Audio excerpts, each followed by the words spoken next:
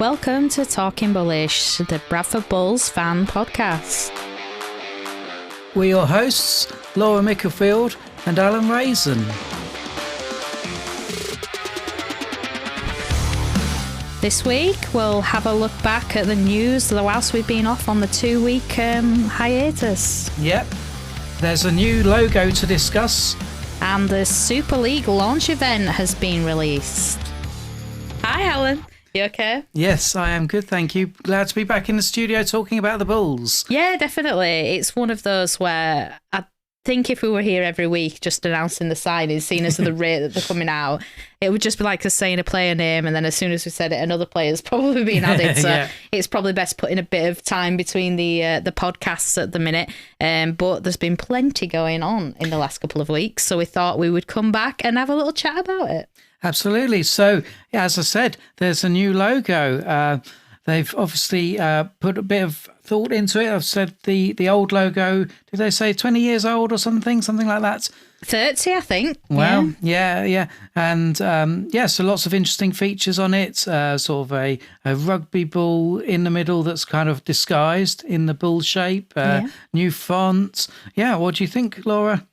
I quite like it. I thought it was going to be one of these when obviously they'd been kind of hinting of with the new signings having the silhouette logo. So I think a lot of people were kind of expecting this, but hoping it wasn't a rebrand. So a lot of people saying, no, why are you going to fix something that's not broken? Like, leave it alone. It's iconic. It's what the Bulls brand is known for, etc., etc. And in a way, yeah, I get it. Like, it's recognisable. Everybody knows what it's for. But at the same time, it is just a logo. So even if you're not that keen on it, it's not the worst thing in the world. But in fairness, I quite like it. And I do like that it's kind of got things integrated into it to do with the Bulls. And obviously, they've put a lot of thought into producing it. You'll always get your people who are like, oh, this has just been chat GPT'd. But...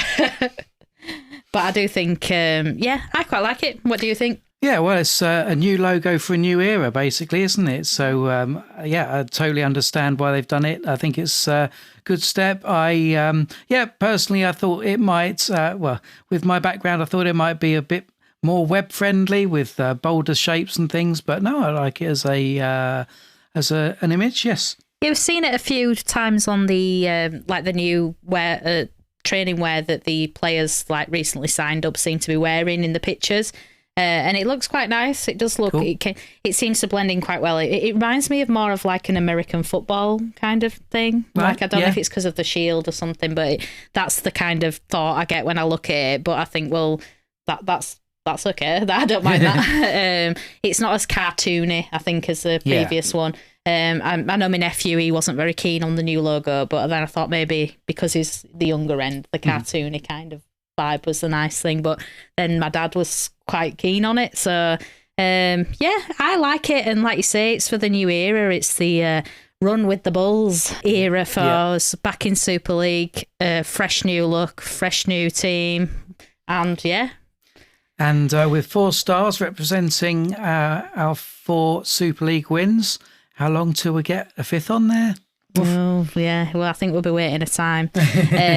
Just to interrupt you now, Alan, anyway, while she said that, I did prepare a Bull or No Bull in the hopes that you wanted on your research on the new badge. But the fact that you've probably quoted 3 or 4 of the things that I'm going to ask means that we probably won't do a Bull or No Bull today. Revealing my hand too early. It's been a steady stream of player announcements over the last couple of weeks. Where to start?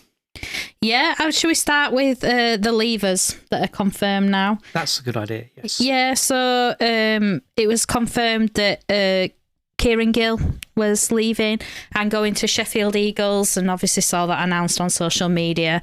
And also that he was taking his friend Lily with him. It's sad. This is the side of it that I think we always think when you go into Super League and stuff. And I don't know if it's obviously player preference, if it's the club that don't want to take players to Super League, etc., etc. Obviously, we don't know the behind the scenes things with all this, but it is always the unfortunate thing that a lot of players that you've kind of grown to love over the seasons don't come with you. And I think every one of them on the list, obviously, can count in that, to be fair. I mean, Gil and Lily have both been like brilliant players, always put massive effort in, like kind of, to me, look and like feel like Bradford Bulls players. It'll be so weird to see them as Sheffield players, and I think they really will be missed. So yeah, bit of a shame with that, but all the best to him in the future, and I'm glad that they've obviously got another contract and got sorted. But yeah, we'll miss him. I know not everyone can come to Super League, and I know obviously we've got to sign new players, but yeah, unfortunately is the sad side of it. Yeah. Also off to another club, Bailey Lou, to Halifax Panthers. Yeah, I mean, I wasn't so surprised with this one. I think when he has played for us, he's been good. I've liked him, but he's not had a lot of opportunity. He's not played much for us, really, but that's usually because Blake and Gil were in front of him in the kind of queue for the centre position. So, yeah, good for him. Good move. Gone to, obviously, Halifax, and yeah, good luck to him. Yeah, and then 3 players not renewing their contracts or not having their contracts renewed: Holmes, Ott, and Mason. Yeah. And then obviously, and then finally, G is retiring as well. Yeah, so I'm not sure what's going to happen with Mason and Ott. I think I've seen that Ott has signed for somebody now, but I think it might be back in Australia. I'm not sure. I didn't recognise the club, so I'm thinking it maybe was. Holmes, yeah, I think a lot of people were upset about Holmes not getting a contract in the Super League. Whether, again, I don't know whether he wanted it or not, or let's say I don't know what goes on behind the scenes, but yeah, it is unfortunate that his contract wasn't renewed. I know he has played briefly in Super League before with Castleford, but it was a long time ago, and maybe it's just, yeah, it just didn't kind of fit with the plans. But yeah, he'll be sorely missed. I think he was a really good signing for us. Obviously went through that health scare and had a bit of time off, and I was really glad to see that he got over it and through it and got back playing again. And it's a real shame that he's not coming with us to Super League. I just hope he does, if he is staying in rugby, he does get a contract and find somewhere to go. But yeah, thank you to Tom for all his efforts in a Bull shirt. And then so the players that have signed up then, there's 19 players so far. We've got 11 retentions, 3 previous players returning to us, and 5 brand new signings. Yeah, that's where we're currently at. But like we say, you never know, after recording this, we might have had 10 more announced. Probably. Yeah, the rate we're going, it seems like one a day of something, either a retention or a thing. And it's good. Obviously, I know they're having to put a squad together pretty swiftly to get ready for pre-season. But yeah, it's good. I mean, a lot of people I've seen, like, I think it's mainly Bulls fans, in fairness, kind of putting like the little taking the mickey about the whole Salford thing, as in like can't pay, we'll take it away, as in like we're taking all the Salford players. But when you actually look at the stats so far, like we say, 19 players signed up, there actually is 11 of those that are retentions from the current team. So it will be new look. Obviously, we're getting a lot of new faces, but we've also got a lot staying with us as well. So yeah, I'm pleased about the 3 previous players returning. Obviously, that's Ethan Ryan, and then we've got Aribi Doro, obviously coming back as well, and Rowan Milnes. So it's nice to know that players, obviously, that have played with us previously, now we're back in Super League. We can tempt those players back. It's really good to see. And then of the brand new signings, who really stands out to you, do you think? Yeah, it's interesting because it's a mixture, to be fair. There's Brandon Douglas, which I know that I think when you hear Halifax fans talk, they say that they literally have lost their best prop. So it sounds like obviously good things to come, but at the same time, I don't know if he's ever played Super League, so I don't know kind of his level of how he will be in Super League. The same goes for Will Gardiner, really. I've not seen much of him. I think he's been playing Championship Rugby, even though he's a Hull FC player. Obviously, Logan Lewis, he's another one of the new signings, and he has played Super League. He's been a Super League prop, and obviously last season was currently playing in Super League for Salford. So I'm quite excited to see him. I've heard that he was a big fan favourite of the club, so I think he'll soon become a fan favourite of the Bulls. I'm sure we'll have the a song lined up for him. Yeah, and then the other brand new signings then are Andy Ackers, which again we said that's probably the standout one. To be fair, he's the one with the most experience in Super League and also experience at international level. I think we said it's the last World Cup that he actually featured for England. So yeah, he's probably the standout of all of them so far. But there's also Jaden Nikarima, and I think there's a lot of good things said about him as well. I think he's quite a fast-paced halfback that cuts through the line a lot. So I'm looking forward to seeing him. I mean, I have to confess, whilst we've had so long in the Championship, I've not really watched much Super League because obviously I've not got it on Sky Sports, so I can't really watch much of him unless I come round to yours, Alan. But I think I might be renewing to see Bulls this season. But so for the Super League players kind of joining us, unless I've seen them either on like the international stage or obviously seen in previous seasons to this season. I don't know that much about them, but I'm excited to see. What they do. So, right. Yeah. Yeah, and then you've broken down the team in our notes here by position, and we probably won't read them all, but to see we've got 10 forwards listed, and then much fewer in the other positions. 3 half-backs, 2 hookers, 1 back row, no centres, 2 wingers and a full-back. Yeah. Is that typical? I don't know. I think it's just an order. Obviously, they're announcing things. I don't think there's a particular rhyme or reason to why. I saw from I think it was from Mick Gledhill. He was saying that is there something like 6 more announcements or something to come, so that are currently obviously signed up already. Okay. And I think they'll still be looking. I mean, if we've looked at squads from previous seasons, you're looking at probably around 30 odd players. We've got the reserves league as well. So I do think there'll be a lot more to add. It's just a matter of, is it obviously current players that we've got or is it new players? And I think we're definitely lacking, obviously, in the kind of centre position with Gill going. So we know, obviously, he has left. Liu going as well. There's only Blake yet to be kind of announced what's happening with him. So even if he does sign, which I would be happy with, hopefully, fingers crossed, maybe he does, we'd still be a centre down with no cover. And obviously the wings is the same. We've got Armitage and Ryan, but not much cover. And full back, I think Luke's there all by himself. So if he gets injured, we'd be a bit scuppered. I know, obviously, we can look to the academy and things such as that, but I do think we definitely need a lot more cover in certain areas. I'm excited to see like the hooker combination with Andy Ackers and Suter. I think that's going to be really good. I think like having your experience with like a young, hungry hooker who's just getting into the game. I think that's going to be that's really going to be deadly for us this season. We just need more players, I suppose. yeah. But there is, speaking of that though, we obviously have still got a lot still contracted that we don't know whether they are actually going to be signed up or not. The latest one, obviously, we're recording this literally like half an hour after Zach Fulton's been announced. And that's brilliant. I'm so glad that he's signed up. But obviously that gives us a back rower. So at least we're one down on that. And I definitely think he'll perform at Super League level. But we've still got, about 6 or 7 players that were contracted previously on the part-time contracts. So it's just going to be interesting to see if they do come on board for the full-time contracts.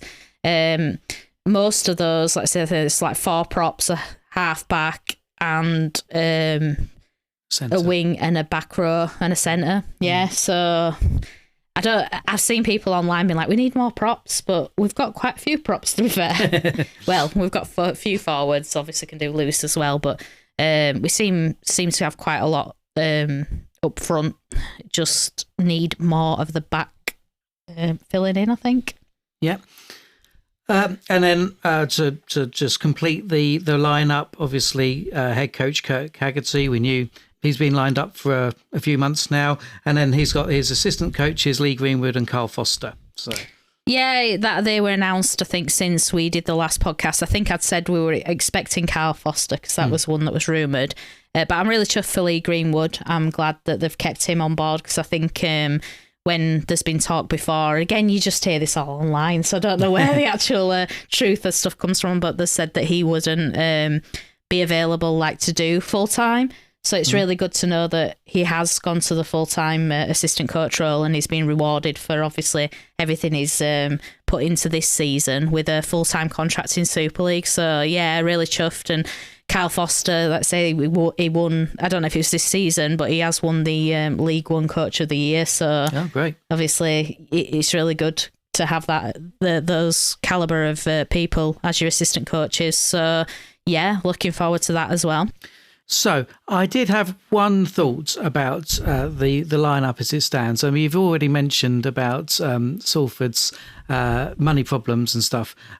Obviously, Kurt has got experience coaching Salford, and so obviously we've picked up a lot of players that he's previously worked with. But Salford didn't have the best of seasons. Do you think that's mainly due to the financial troubles they had? Yeah, definitely, because if you looked at Salford the season before, they actually got into the playoffs. So I think they were building towards something quite that kind of punches above the weight, to be fair. I think it was a team that was quite young, not loads spent on it, but was performing really well. And then I think when the money troubles hit, and obviously players either started leaving or refused to play, all that sort of stuff. And then by the end of the season, obviously they were just kind of putting young kids out or loan players. Yeah. So if they'd have kept the actual team that was playing all along, I do think it would have been a different outcome for Salford. Look, I'm not saying they'd have won Super League, but they might have done. But I think it is unfortunately the financial situation that put them where they were, because let's say if you look a season back, they'd really performed quite well. Oh, that's quite reassuring then. So, yeah, should be on for at least a competitive season. I'm hoping so. I mean, look, anything can happen in rugby league. We know that. And it's sometimes people can make all these big money signings. I think I said it last time with what happened with Oldham. You can make big money signings of people that everyone's heard of and they think, oh, God, they're going to compete. They're going to be great. But then actually it doesn't work on the field. I'm hoping from how Kurt seems to be signing the players that he's signing, it's through either a Bradford connection, which players really want to play for their hometown clubs or want to play for a club that they associate with them, or there's something that kind of links them to it, or he's kind of bringing in people that he's known or worked with, and they all seem quite young and hungry is kind of what I'm getting the vibe of. So I'm getting the feeling it's going to be kind of a kind of young, hungry group of players with a few experienced heads in there.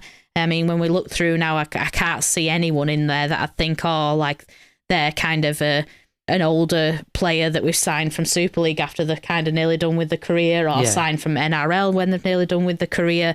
They all seem to either be young up-and-coming players or established players that still have plenty of time ahead of them. But I like that, and I think that's maybe where this kind of thing where he's saying it probably might be a bit more expansive play, and the whole run with the Bulls thing, I'm hoping that's where he's hinting towards what kind of team and what kind of play we'll see next season, which should be good to watch.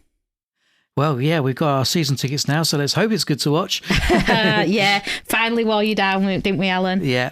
Well, no, I think it's that the other half let you get a season ticket. But no, I'm really glad that you got a season ticket this year.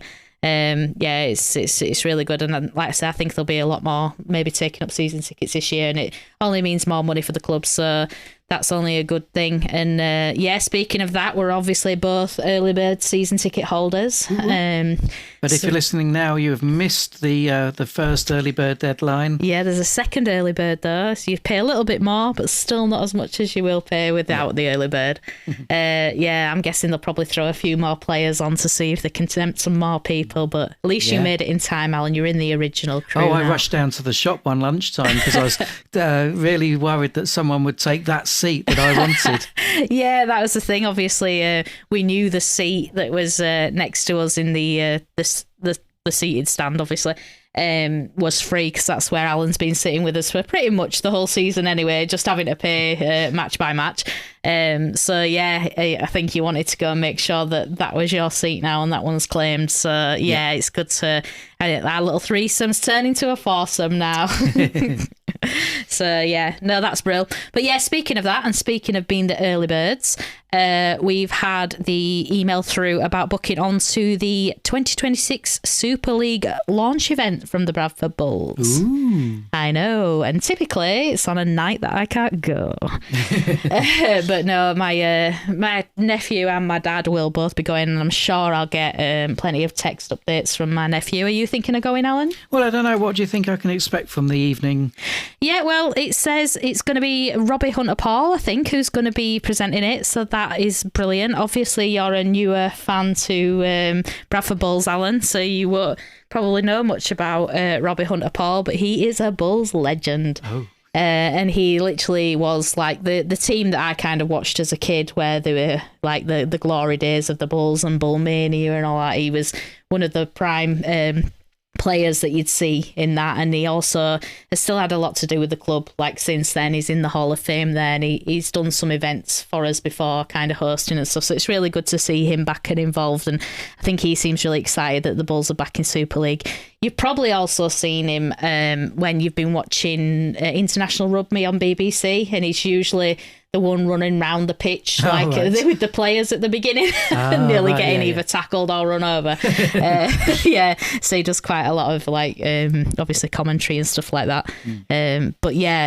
I'd say obviously as a big Bulls fan, introducing a newer fan to the Bulls, go look him up and have a look at the stuff he's done.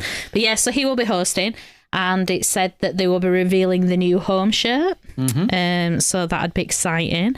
And also the new training wear. So I think that'll be available to buy on the day as well. And also a meet and greet with the players. Oh, that might be good, yeah. But I'll see how I'm fixed that night. I might be busy myself, I don't know. But it's I think it's free as well, so that's good. It's just a first come, first serve thing, I think. But obviously we'll get feedback from that. And I think obviously when we come back onto the pod next time, we can give you a bit of an update of what came on that. And I'm sure we'll have things to discuss regarding the kits. It'll be interesting to see what away kit has been picked as well. Yeah, because I went to a public vote, didn't it, on X? Yeah, so there were 4 choices. And I've kind of said already, to my partner, says I know that's what I want for Christmas. If it's 3 of the 4, as long as it's one of the 3 that I quite liked, I will be purchasing it. There was only one that I probably wasn't very keen on, but by the looks of it, I did a little kind of a TikTok poll on the favourites from that. The one that I liked the best seemed to be getting most. So I'm keeping hopeful that the one that I wanted might be that away shirt. But I'm sure as soon as I see the home shirt, I'll probably want that as well. But no, it should be a good evening. I'm gutted really to miss it. I usually do go to the kind of launch things. It's just unfortunate it's on the same night that I've booked to go to the theatre, but I'm sure I'll hear plenty about it, and I'm sure there'll be all of the updates on social media as well. Yeah. And then before we close, should we talk about International Rugby League, or should we just pretend it never happened?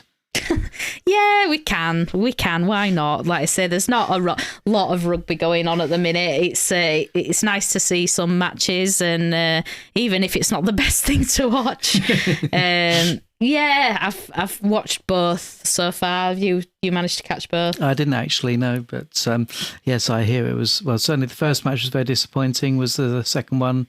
Second one was in Headingley, wasn't it? No, that's the third one this third week. one. Yeah, it was in Everton Stadium, I think. Oh, So yeah. I think everyone said it were a brilliant stadium because there were talks about bringing that for Magic Weekend, The Hill which Dickinson. would be quite good. But yeah, it did look good, and I think the atmosphere in the second Test match, they said it was definitely like more like of the extra man, so to speak, for the team, and did kind of raise the energy. I think it was a bit flat at Wembley, they were saying, so Yeah, that was a bit of a Wembley's a bit shame. rubbish for atmosphere, they say. Yeah, they said it were a bit flat, and I think obviously, us Northerners are noisy, aren't we? So, but the first one was a bit disappointed. It was just you could just see it were just two different classes of rugby league. But it was really good to watch the Australians. To be fair, I did quite enjoy that and how they played. But we did keep them quiet in the first half, but then the second half obviously just kind of blew us away. And it was kind of a similar pattern in the second game, but it was a lot more evenly matched. I'd say we did keep toe-to-toe with them for a while. Then the second match had a lot more penalties. I noticed the first match didn't really hardly have any penalties, and then the second one had loads. But yeah, we did keep with them, but just again stretched too far. The couple of lapses in concentration where Australia will just pounce on that if you give them it. Resulted in obviously a loss again. So we've already lost the series with one to go. But I'll still watch the third one, and let's hope we can just win one of them. I mean, it's looking like a 3-0 to the Aussies at the minute, but you never know. We live in hope that we might have something to cheer about, but it's fine. We get over that pretty quickly because we get all these Bulls signings. So it's nice to be able to watch a bit of rugby league, though. I am missing it, to be fair.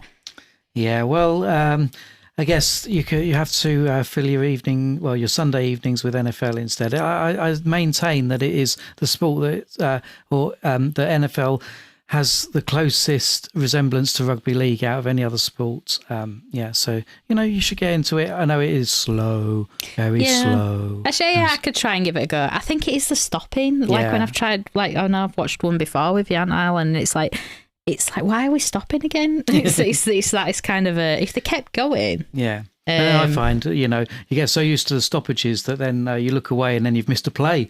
Yeah. It were a bit like, we've stopped, and it's like, we've done something. They've stopped again.